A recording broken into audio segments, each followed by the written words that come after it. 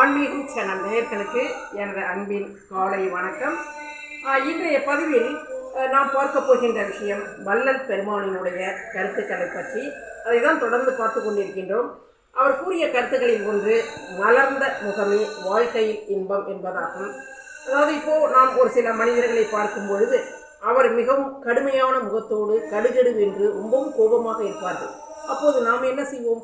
அவர்களிடம் சென்றால் அவர் மிகவும் கோபக்காரர், அவரிடம் பேசக்கூடாது, கடுஞ்சொற்களை கூறுவார் என்று அவர்களை கண்டு ஒதுங்கி போய்விடும்.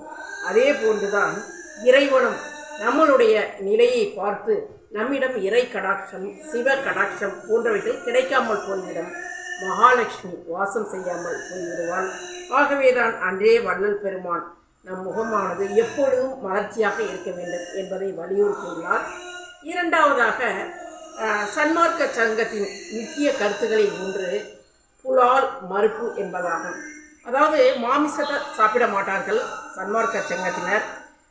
மாமிச உணவுகள் சாப்பிடுவது என்பது அப்படி ஒரு பெரிய உகந்ததும் அல்ல. உடல் நலனுக்கு கேடு விளைவிப்பதுதான். ஒரு உயிரை கொன்று நாம் அந்த உணவுகளை சாப்பிடுவது என்பது மகா பாவம் என்பதை நாம் உணர வேண்டும். சில வீட்டில் கோழியெல்லாம் வளர்த்துட்டு இருப்பாங்க.